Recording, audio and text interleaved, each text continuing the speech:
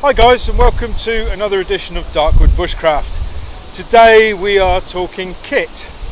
More specifically, I'm going to be talking about the loadout that I take with me when I go out and about for bushcraft. This is not a trip specific kit. This is the bit of equipment that I take with me wherever I go, whether it's a 2-hour walk with the dogs or whether we're going out for a week's wild camping. So I'm going to finish my coffee and we'll get straight on with it.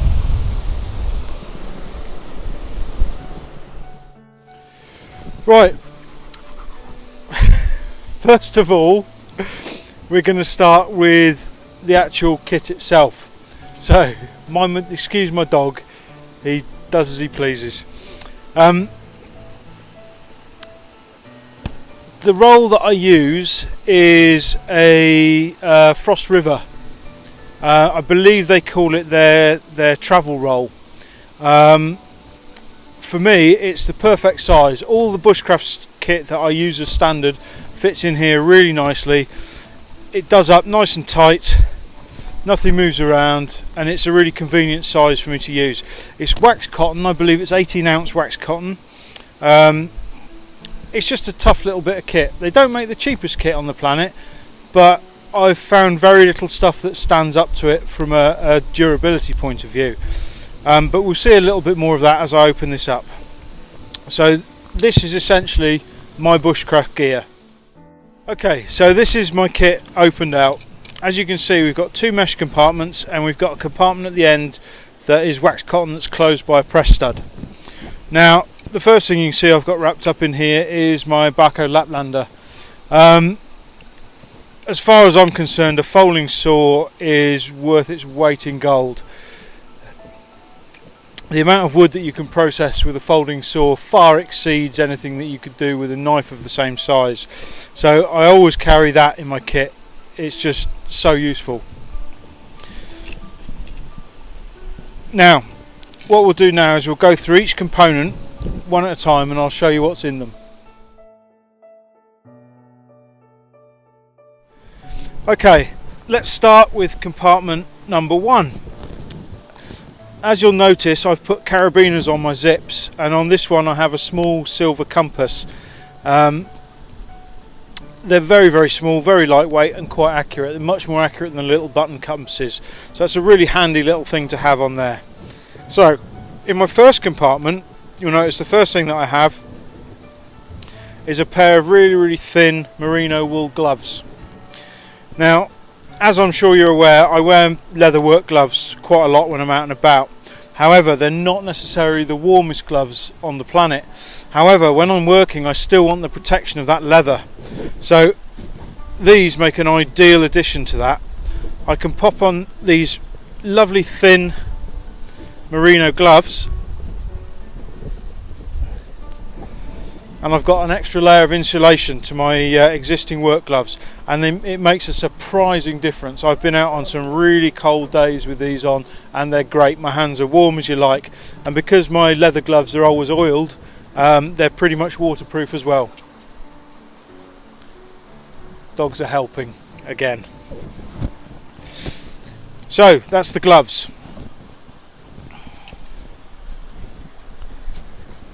The next thing we've got in here is a merino wool buff.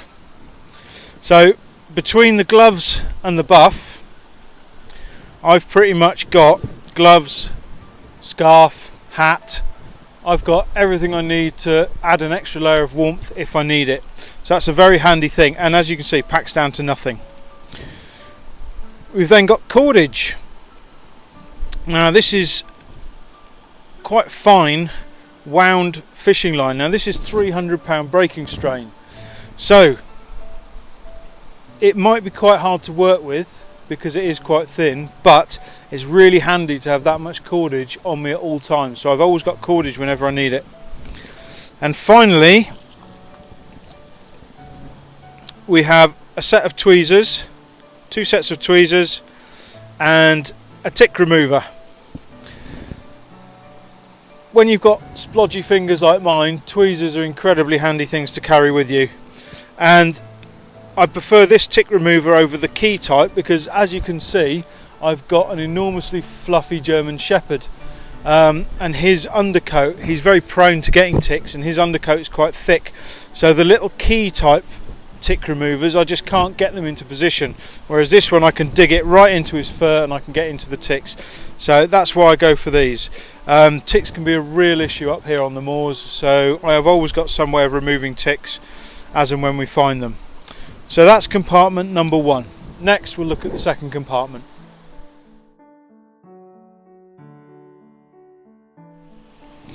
Okay, compartment number 2. As you can see on this carabiner, what I have is a tiny little emergency whistle. Something you should have with you at all times if you're out and about. You never know when that's going to come in handy. So, first and foremost, I have my knife. This is an Essie Avispa. You've probably seen me use this knife before. This is the knife I used in one of my videos for battening with a folding knife. This is a great little knife. It's a brilliant combination between size, weight and functionality, and in my opinion it ticks all the boxes for me that I need in portable kit. So it's not the lightest folding knife, but it's also not the heaviest, but it's a good strong knife for what it is. It's D2 steel, it's a good 3-inch blade, flat grind, really sharp, holds a great edge, and it's a frame lock, so it's a good solid lock up as well. So I've always got a knife that, combined with my saw, will do pretty much 99% of the things that I want to do with it. So that's my knife. Alongside that, I have got a full Niven CC4 sharpening stone. This is similar size and shape to the more commonly known DC4, which stands for diamond and ceramic. This is the CC4 because it's ceramic on both sides. It has the ruby ceramic that the DC4 has, and it has an even finer ceramic on this side instead of the diamond. So this is a really good, if you maintain your knives and you don't need to sharpen them regularly, this is a great little stone just for keeping a razor edge on them. I have of course got a fire steel. A ferro rod is always a really important thing to have. It's not affected by the wet. You've got a surefire way of getting a fire going, creating a spark, creating your heat source, lighting your stove, any number of things, all with you all the time. And on the subject of fire, I have my little fire kit. Now, kept in here, I have a slightly battered box of Swan Vesta matches.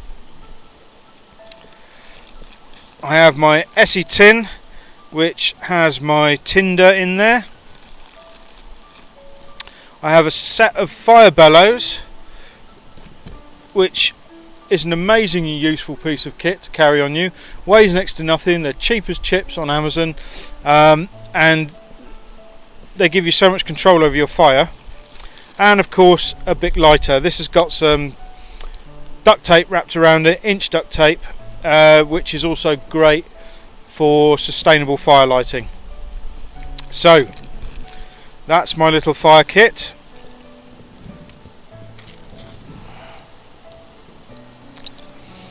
I have a torch which uses AA batteries.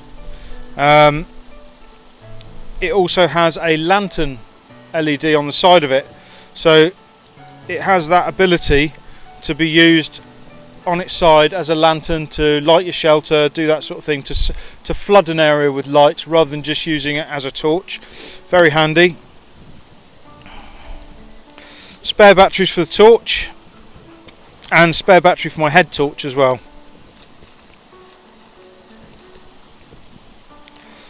A folding magnifying glass.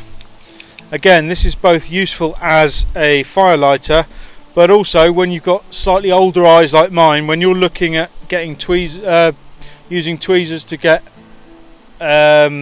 splinters out, things like that, a magnifying glass is really handy. So it's a really useful thing to have. Small first aid kit. This is essentially just band-aids, triangular bandage, some painkillers, all the usual bits and pieces. It's not the main first aid kit I usually carry with me. This is just a small personal one, so if I get any cuts or bumps and bruises or anything like that when I'm away from camp, I have a way of dealing with that. Vaseline. Now this has a plethora of uses. It's really good obviously in the colder weather as a lip balm, but you can also use it to as a barrier on things like small wounds and stuff like that, and it's also very flammable, so it's a great little fire lighter at a push, so it's a useful thing to have. And finally in this compartment, Swiss Army knife. Now this is the Hunter model, which is probably one of the best all-round Swiss Army knives that you can carry.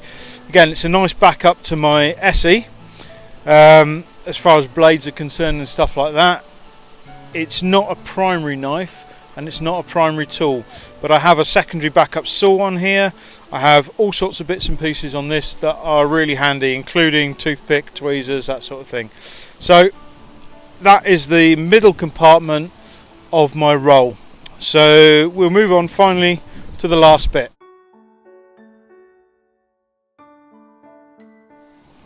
Okay, let's look at the last compartment. So the first thing I have in here is my cutlery.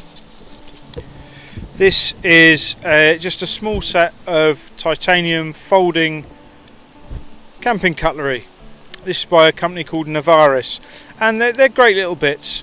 They're titanium, so they're really light.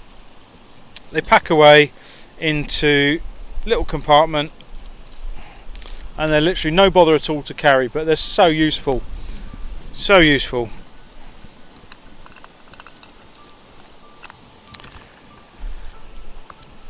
Folding mug. The number of times I've been out and gone, I've forgotten my mug. It's really handy. Not to mention, if you meet somebody else along your trails and you're sat having a cup of tea, you can always offer somebody else a cup of tea. So it's always useful, I find, to have a folding mug. The uses, the number of times it's been used, it's worth its weight in gold. Inside this I have a little container that I keep in here, if I can get it open, a little bar of hotel soap. So it's always handy to have soap. It's an antiseptic, and it's yeah, just giving your hands a wash before you prepare food is handy in itself. Insect repellent. Now this is good stuff. This is the stuff that used to be issued by the British Army. It doesn't really matter what you carry, whatever suits you, but it is worth carrying insect repellent. We've been out on walks without insect repellent and had a horrible time being eaten alive by horse flies or anything else that tends to stand near bodies of water. So I always carry insect repellent if I can. Duct tape, because if you can't fix it with duct tape, you're not using enough duct tape. This stuff has so many uses, I can't even begin to go into this here. This is the Gorilla tape, which comes in an inch thick roll. So rather than carry a mass of duct tape with you, I carry a small roll of inch duct tape, and it's brilliant for everything from repairs to fire lighting. So I always carry duct tape with me. A small bush law candle. This is just a little tea light candle made of beeswax. You can use the beeswax on your tools, you can use the beeswax for all sorts of things. It's just really handy as well to have a little candle, so you've got a light source if you need one, and potentially a heat source as well. So little bush floor candle. And finally I have my Write in the Rain notebook and pen. It's always handy to be able to leave a note or make notes or anything like that. Obviously having something to write on is really useful. So that's it. That is my loadout. So I shall put some stills up of the whole lot, all spread out, so you can have a look, and I shall put some links down below of some of the places where I got some of this kit. But if you've got any questions at all, just leave them in the comments below. and I'd love to see your versions of what you take out as well, so that'd be great to hear from you guys. Alright, happy trails.